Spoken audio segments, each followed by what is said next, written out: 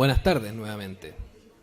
Para cerrar las jornadas del día de hoy, escucharemos a la profesora Lilian San Martín, quien nos deleitará con su conferencia titulada ¿Hacia una función social de la responsabilidad civil? Es menester mencionar que la profesora Lilian San Martín es abogada, licenciada en Ciencias Jurídicas y Sociales de la Universidad de Concepción y doctora en Derecho por la Universidad de Tor Vergata en Roma, además de ser profesora de Derecho Civil y directora de investigación de la Facultad de Derecho de la Universidad Alberto Hurtado. Adelante, por favor. Buenas tardes. Antes que todo, naturalmente, los agradecimientos y el gran reconocimiento a la organización, porque la verdad es que estas jornadas no solo han estado a una espléndida altura a nivel académico, hasta ahora naturalmente,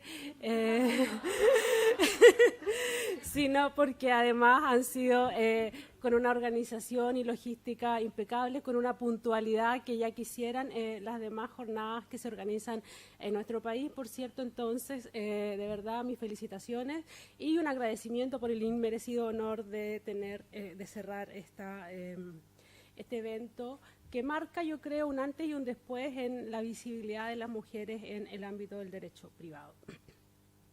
El tema que voy a compartir con ustedes hoy día es una reflexión más bien general en relación a cuáles son las funciones que la responsabilidad civil cumple y está cumpliendo hoy en día en nuestro país. No, se trata de una reflexión que tiene justamente más bien la intención de invitarlos a ustedes a reflexionar, invitarles a que pensemos un poco en qué estamos y hacia dónde vamos con la proliferación de los juicios de responsabilidad civil. En efecto, si nosotros consideramos que la responsabilidad civil es un juicio normativo en virtud del cual una persona tiene la obligación de indemnizar el daño sufrido por otra, necesariamente nos tenemos que preguntar cuáles son las razones por las cuales surge esa obligación. Es decir, cuál es la razón por la cual una persona tiene justamente la obligación de indemnizar el daño sufrido por otra, y esa razón claramente no es la sola existencia del daño. Y nunca ha sido, y creo que todos sabemos entonces que para que esa obligación surja son necesarios ciertos supuestos y requisitos que hemos aprendido cuando estudiamos responsabilidad civil. La existencia de estos supuestos y requisitos se relaciona desde antiguo con las funciones justamente que socialmente cumple la responsabilidad civil y por ende las razones también por las cuales una persona es obligada a responder frente al daño de un tercero. Desde esta perspectiva y haciendo un recorrido bastante somero y, por cierto, impreciso de cuáles son el recorrido histórico de la responsabilidad civil, nosotros podemos pensar que en una primera época la responsabilidad civil tenía claramente una función punitiva. Su función era justamente castigar a quien había incurrido en culpa o en un malum, como se reconocía la culpa en un origen, y por lo tanto entonces se trataba de una institución que pretendía castigar, punir a una persona imponiéndole la obligación de indemnizar el daño sufrido por otro. Tanto es así que esa indemnización ni siquiera se medía en relación al daño, sino que tenía cuantías preestablecidas.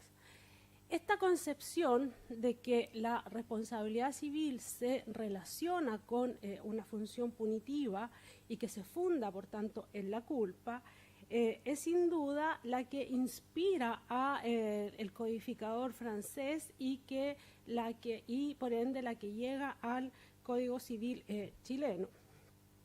La frase que la doctrina medieval había utilizado desde el derecho romano, la idea de que culpa es punienda, se transformó en la idea de que no hay responsabilidad sin culpa. Consecuencia importante de esta visión entonces de responsabilidad podemos encontrar de manera ostensible en el Código Civil a propósito de la llamada responsabilidad por el hecho ajeno, es decir, una responsabilidad de la que se habla hoy en día en la mañana, ¿no? La responsabilidad de los padres por el hecho de los hijos y de los dependientes, mejor dicho, de los empleadores por el hecho de sus dependientes. En derecho romano estas eran situaciones excepcionales que daban lugar a hipótesis de lo que hoy conoceríamos como responsabilidad objetiva o estricta, y sin embargo, fundado en esta idea de que no hay responsabilidad sin culpa, se transformarían con el correr del tiempo en culpa, invigilando y en eligiendo respectivamente. Se trata, por tanto, de un sistema eminentemente subjetivo de responsabilidad donde el acento está puesto en la conducta de la gente y no en el daño sufrido por la víctima. Esto justifica entonces que la víctima, para tener derecho a responsabilidad, deba probar todos los elementos de la responsabilidad, incluido, por cierto, la culpa y el nexo de causalidad. Dada la función punitiva asignada a la responsabilidad, entonces, el estándar de convicción necesario para dar por acreditado los elementos de la responsabilidad es también cercano a la certeza, de manera que la víctima debe persuadir al juez con verosimilitud rayana de que el demandado fue quien causó culpablemente su daño, pues existe semejanza entre la responsabilidad civil y la responsabilidad penal. Esa forma de ver la responsabilidad civil entra en crisis cuando comienzan a proliferar fuentes potenciales de daños a raíz de la revolución industrial y la proliferación de ciertos bienes como el automóvil. Esta circunstancia determina que el surgimiento de la llamada teoría del riesgo intente primar por sobre la culpa. La teoría del riesgo propone en sustancia que el fundamento de la responsabilidad civil no se encuentra en la culpa, sino justamente en el riesgo creado por el agente, proponiendo así una responsabilidad que no quiero llamar estricta, pero sí objetiva en la medida en que prescinde de la culpa. Se pone el acento entonces ya no en la función punitiva de la responsabilidad civil, sino en su función reparadora. Se afirma que la función de la responsabilidad no es castigar a la gente, sino otorgar una reparación a la víctima que ha sufrido la lesión de un derecho a manos de un tercero. Esta nueva visión de la responsabilidad civil, y digo nueva porque en realidad ya desde el siglo XVI ya habían autores que venían escribiendo sobre el tema en ámbito germánico, si bien no logra triunfar con todas sus letras sobre la visión de lo que podemos llamar tradicional de la responsabilidad civil, lo cierto es que sí permeó lo suficiente para que fueran surgiendo cada vez más hipótesis de responsabilidad objetiva o sin culpa y que en todo caso mantienen su carácter de excepción, por lo que la regla general sigue siendo la responsabilidad por culpa. Como todos ustedes saben, la gran ventaja de esta situación es que la víctima queda liberada de la necesidad de probar la culpa del agente. En todo caso, debe siempre acreditar que fue el hecho del agente el que le causó el daño. Es decir, debe acreditar el nexo de causalidad. En este sentido, entonces, la víctima tiene todavía el peso de acreditar, con verosimilitud rayana, que el daño sufrido es producto del hecho del agente. Lo verdaderamente interesante y lo que podría llamar la atención en esta sede es que, a pesar de que ya no se habla de la función punitiva de la responsabilidad civil, sigue exigiéndose culpa para que ella se configure. Y la pregunta es, ¿por qué? Si nosotros lo pensamos, ¿cierto? ¿Por qué la teoría del riesgo, que surge con gran fuerza en Francia, no logra imperar sobre la doctrina o la teoría que propone la culpa como fundamento último de la responsabilidad civil? Nosotros podríamos pensar que es una razón económica. Y se funda en la diversa distribución de riesgos que cada sistema impone. En un sistema de responsabilidad por culpa, la esfera de actuación de las personas es más amplia, toda vez que éstas asumen solamente el riesgo de los daños que causan culpablemente, quedando de cargo de la víctima a los demás. De esta manera, en relación a la gente, los costos de prevención se limitan a evitar incurrir en culpa. En un sistema de responsabilidad objetiva, en cambio, la esfera de actuación se reduce, pues dado que la gente asume todos los daños que cause con su actividad, los costos de prevención alcanzan a evitar que se produzcan daños. Ya no a evitar culpa, sino a evitar daños. En otras palabras, entonces, la responsabilidad objetiva implica un mayor costo de prevención, lo que hace que el desarrollo de ciertas actividades se torne mucho más oneroso y por lo tanto haya menos interesados en realizar ese tipo de actividades. Pensemos en un ejemplo simple. En Chile la responsabilidad civil por accidente de tránsito es subjetiva. En otros países, como en Francia, por ejemplo, es objetiva. Esto no quiere decir que los conductores franceses sean mejores que los chilenos. No necesariamente. Pero hay algo sí que es evidente, que la economía francesa permite que los conductores franceses soporten mayores costos de prevención, invirtiendo en automóviles con mayores medidas de seguridad, y además permite que los conductores franceses costeen los costosos seguros de responsabilidad civil obligatorios. Preguntémonos ahora en Chile cuántos chilenos pueden permitirse el costo del seguro francés. Si tuviéramos un sistema de responsabilidad objetiva, tendríamos mucho menos conductores en las calles. Por lo tanto, es una cuestión de política pública determinar si una determinada actividad debe estar sujeta al régimen de responsabilidad objetiva o al régimen de responsabilidad subjetiva, porque en la medida en que está asociado a un régimen de responsabilidad objetiva, automáticamente entonces se disminuye las posibilidades de las personas que pueden acceder a ese tipo de actividades. Si nosotros entonces pensamos que la responsabilidad que se funda en la culpa otorga un mayor campo de acción, podemos entender entonces que esto justifica que la culpa siga siendo el criterio por defecto de atribución de responsabilidad. El cuadro descrito presenta las funciones de la responsabilidad civil de manera binaria, es decir, tenemos por un lado la función punitiva y por otro lado la función compensatoria o reparatoria.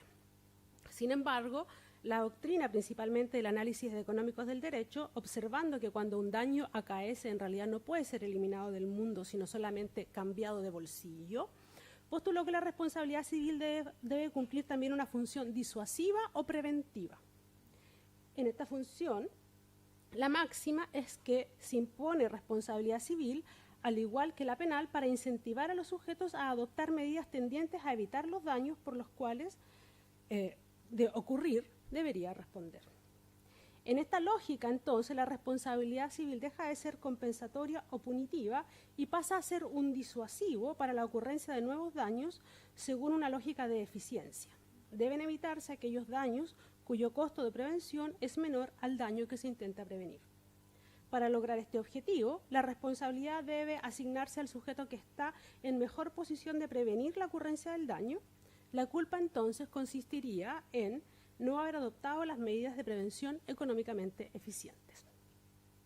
Como se aprecia, teóricamente esta función es compatible con la función compensatoria e incluso con la punitiva de la responsabilidad y funciona tanto de manera individual como colectiva. Tanto el sujeto condenado como la colectividad se comportarán en el futuro intentando evitar ese tipo de daños. En efecto, alguna doctrina, sobre todo extranjera, ha comenzado a hablar de lo que ha denominado la polifuncionalidad de la responsabilidad civil, poniendo en evidencia la relación entre función punitiva y disuasiva, la cual se aprecia especialmente en los llamados daños punitivos que, como sabemos, han aterrizado en nuestro país en materia de consumo. Tenemos entonces una función punitiva, una función compensatoria, una función disuasiva o preventiva, pero no termina ahí, porque la doctrina ha identificado una función expresiva o comunicativa de la responsabilidad.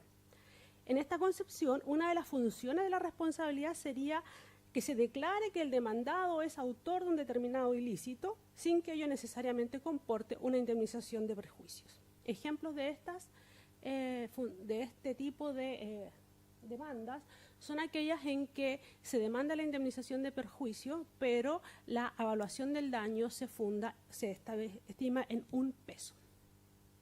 En Chile tenemos algunos ejemplos de esto a propósito de ciertos abusos de menores cometidos por un sacerdote y un caso famoso, el hijo de Gervasio, que demandó al Estado de Chile también por 1 peso en el supuesto homicidio de su padre. Así las cosas, entonces, a esta altura hemos podido identificar ya no 3, sino 4 funciones más o menos concretas de la responsabilidad civil, dando cuenta entonces de esta polifuncionalidad, ¿cierto? Función punitiva, compensatoria o reparatoria, disuasiva o preventiva y una función expresiva o comunicativa, en todas las cuales concurren con mayor o menor intensidad dependiendo del caso concreto y en virtud de la llamada entonces esta polifuncionalidad. Si nosotros pensamos, podemos ver que cada una de estas funciones se pone el acento en la conducta de la gente. En realidad, se pone el acento en cuál es la función que la responsabilidad civil cumple respecto de la agente. En la función, incluso en la función reparatoria, se piensa en que el agente debe responder por el daño sufrido por la víctima en la medida en que él es quien lo causó. Por lo tanto, sigue siendo el centro único de la situación, no es la víctima, sino el agente. Sin embargo, como también hemos escuchado acá esta mañana, ha surgido un nuevo principio de responsabilidad civil, conocido como principio pro damnato o pro víctima. Ahora, este principio de pro damnato o pro víctima ha llevado incluso, fíjense ustedes, a que cambiemos de lenguaje y se comience a hablar de derecho de daños para referirse exclusivamente a la responsabilidad civil, cuestión que desde mi perspectiva es errónea, porque en realidad el derecho de daños es una cuestión bastante más amplia que comprende seguridad social, seguro y en general todos los mecanismos mediante los cuales se enfrentan los daños en la sociedad, siendo la responsabilidad civil uno de ellos. Por lo tanto, derecho de daños y responsabilidad civil no serían, en mi modo de ver, sinónimos, sino habría entre ellos una relación género a especie.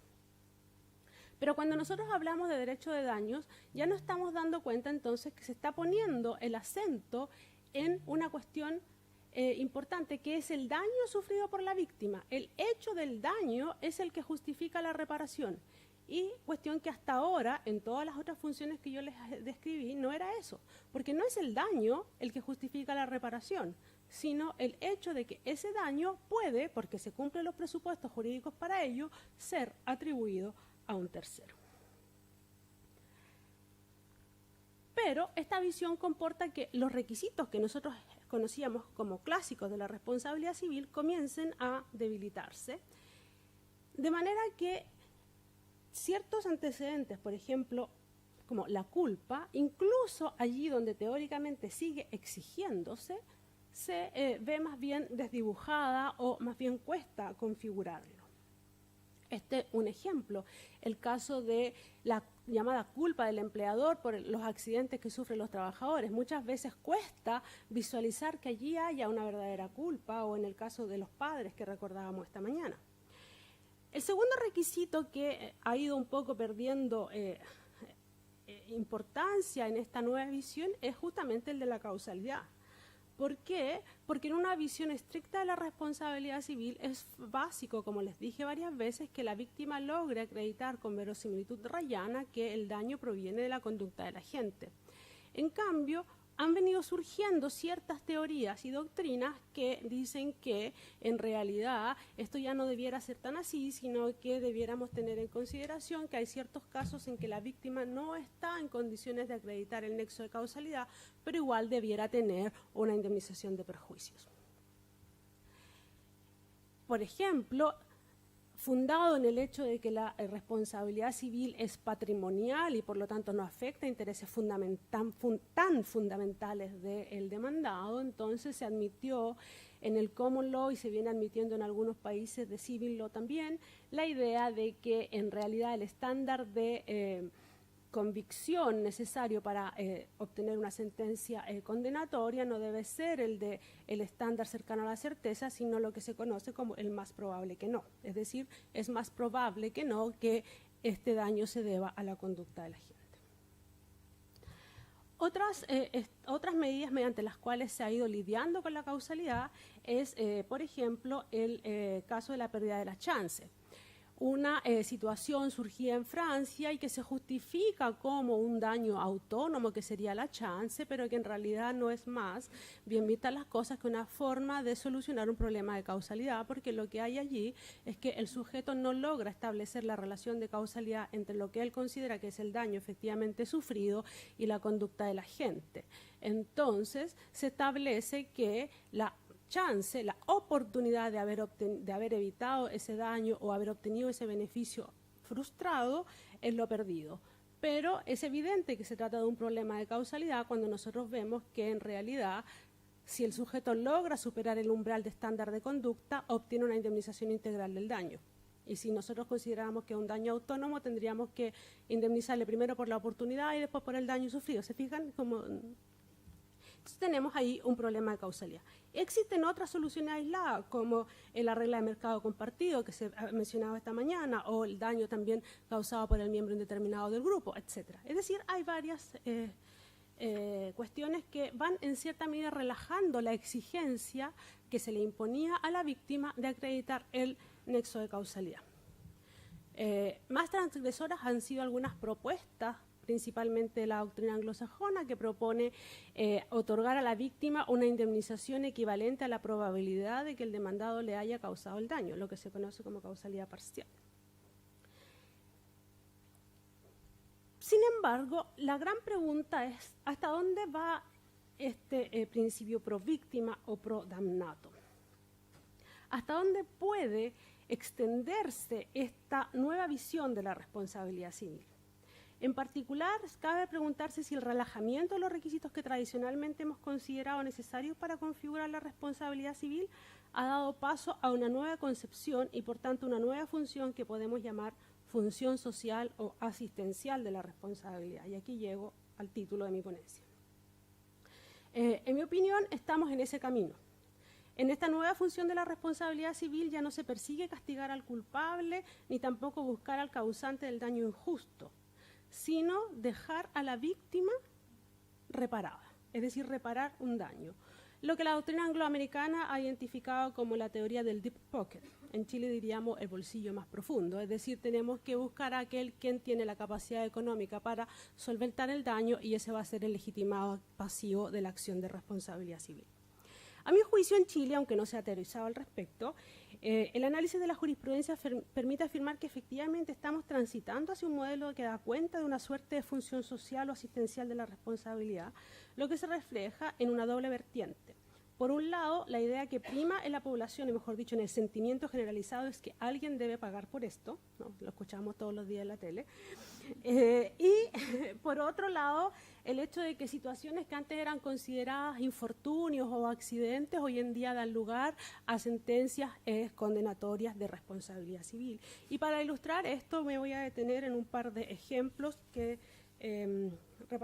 los cuales aludiré rápidamente. El primer caso al que puedo aludir es el caso de la responsabilidad de los padres por el hecho de los hijos.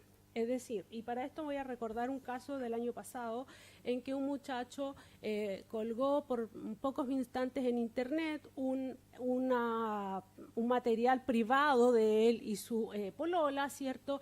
Y este obviamente le causó daño a la menor.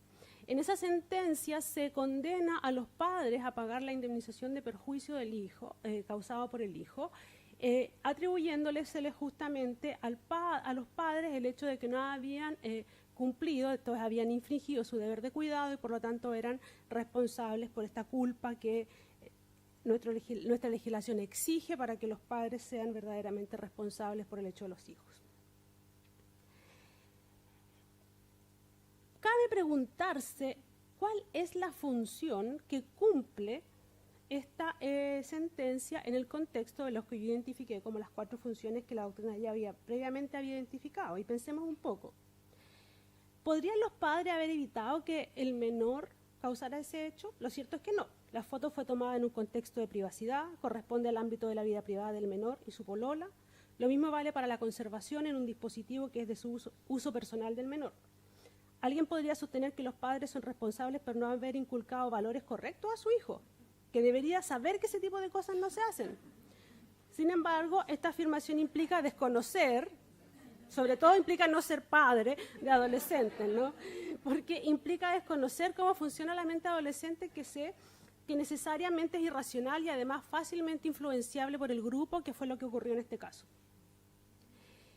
Así las cosas, aunque en el fallo se afirme que los padres actuaron negligentemente, lo cierto es que tal acerto es más bien funcional a la necesidad de tener por acreditada la culpa de los padres para atribuirle responsabilidad. Veamos ahora la siguiente pregunta. ¿Cómo se relaciona esta solución con las funciones anteidentificadas de la responsabilidad civil? La función punitiva simplemente no se cumple, pues como ya se dijo, no habría culpa. La función compensatoria basada en la responsabilidad objetiva, tendríamos que asumir que los hijos son un riesgo, cuestión que me niego a creer.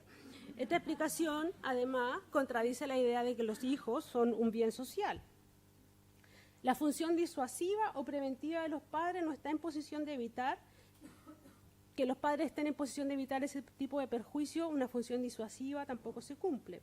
Función expresiva, es decir, sindicar como responsable de un daño a alguien. La verdad es que lamentablemente sí se cumple, pero de manera contraproducente, porque le dice a los padres que son negligentes en el cuidado de sus hijos, lo cual en realidad no es precisamente una cosa muy agradable, considerando que en realidad ellos no tenían posibilidad de actuar diversamente.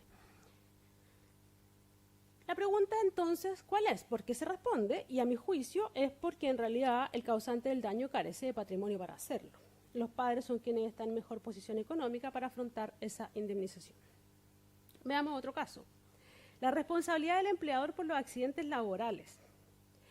Y tenía dos casos aquí, pero no nos da el tiempo, les voy a hablar de uno que en realidad me parece el más inverosímil de todos.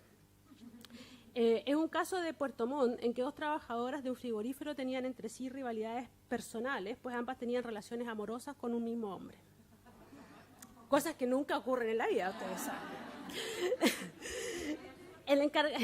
Un buen día una de ellas llegó ebria y el encargado de personal le solicitó que se retirara del lugar en razón de su ebriedad. El problema fue que ella no solo no se retiró del lugar, sino que fue donde estaba su rival, tomó un cuchillo para faenar pescado y la mató. La fallecida deja un hijo de aproximadamente 8 años de edad, que ejerce una demanda de responsabilidad civil en contra del empleador.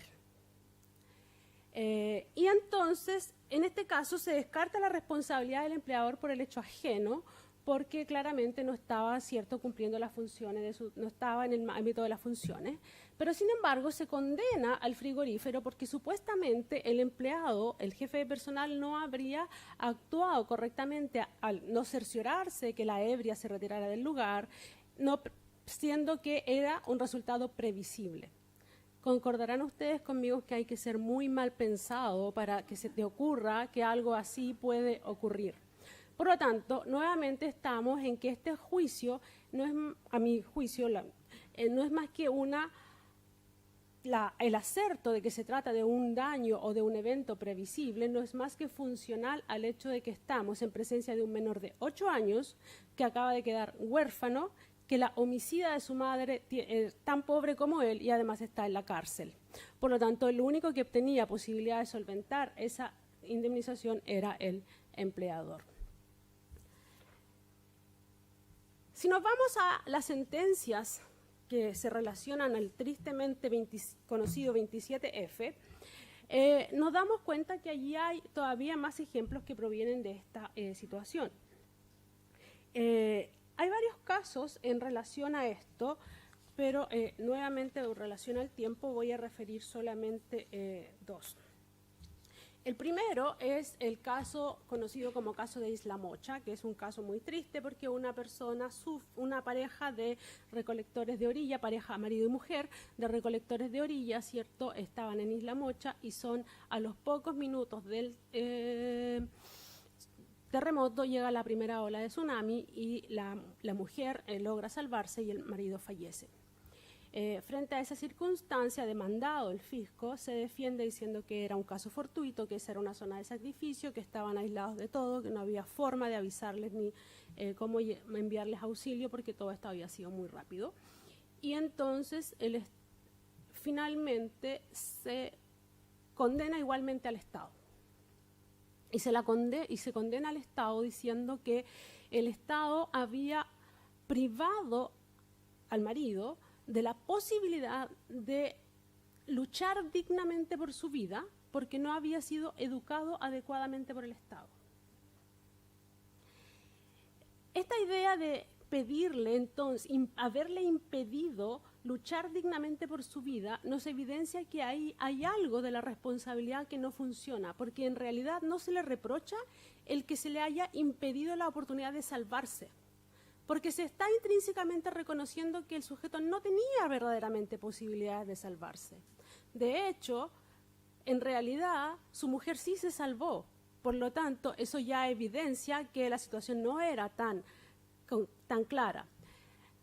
Entonces, si nosotros pensamos situación de viuda, recolectora de orilla, que acostumbraba a trabajar con su marido y que por lo tanto se ha quedado no solo viuda, sino que probablemente traumatizada por el evento, donde no hay seguros comprometidos, parece bastante razonable que sea socialmente correcto que el Estado pague por eso.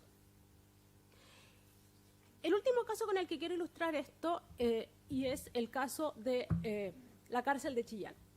En Chillán, la cárcel de Chillán se cayó el muro perimetral y se escaparon entonces algunos presos que para evitar ser perseguidos encontraron una solución óptima.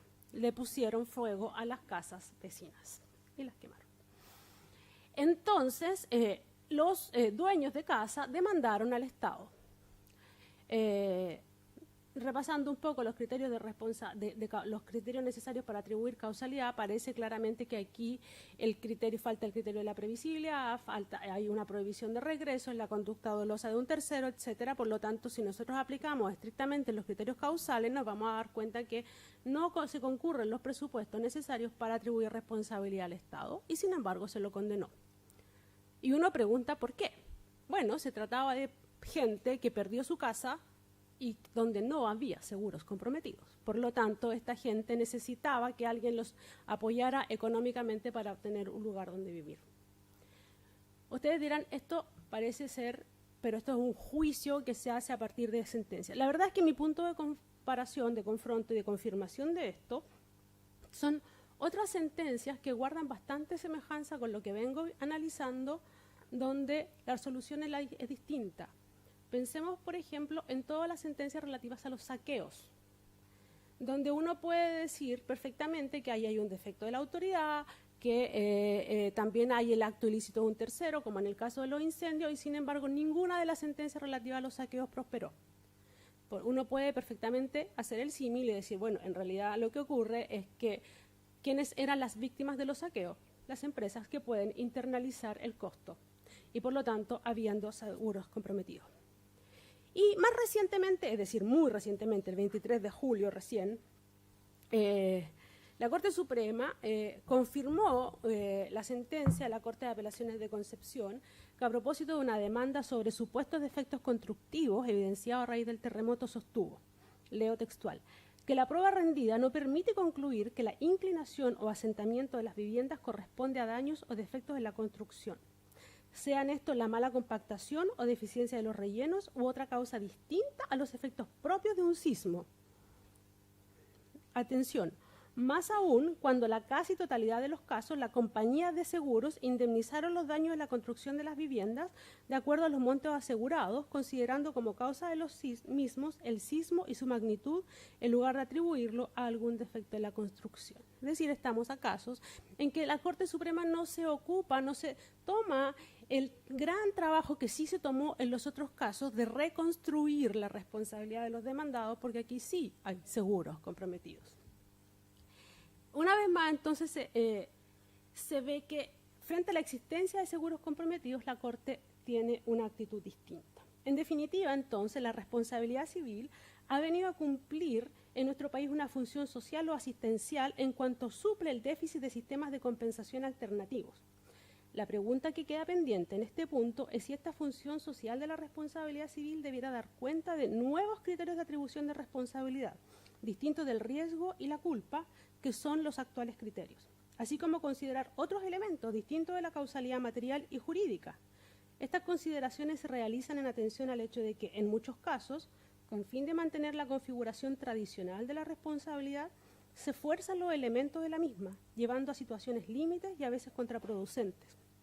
Esto ocurre en los casos antes vistos de los padres por el hecho de los hijos. Resulta muy duro para los padres que les digan que fueron negligentes en circunstancias que no parece que tuvieran posibilidad de actuar de modo diferente. Lo mismo en caso de responsabilidad por de los empleadores por los accidentes sufridos por sus trabajadores con ocasión del trabajo, pero sin que fuera un daño previsible para el empleador.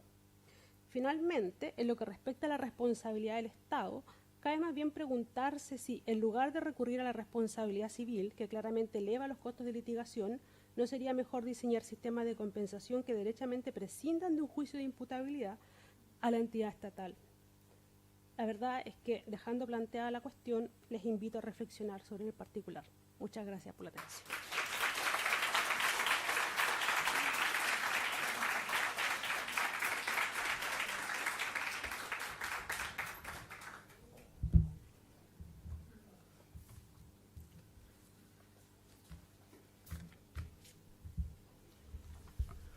Otorgamos el mayor de los agradecimientos para la doctora San Martín.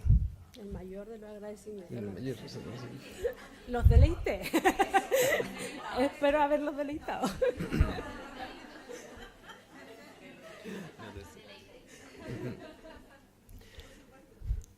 Ya concluida la conferencia anterior, damos por finalizada las segundas jornadas nacionales de profesoras de Derecho Privado, gestada en nuestra Casa de Estudios, la Universidad de la Frontera. Agradecemos infinitamente la comparecencia de las expositoras y conferencistas, de las autoridades asistentes y de nuestro público hoy presente. Se hace necesario dejar claro cual cristal que, sin vosotros, la actividad hoy realizada no hubiese podido llegar a buen puerto. Por eso y más, 1001 gracias a todos. Con lo anterior, se da por terminado este encuentro. Muchas gracias.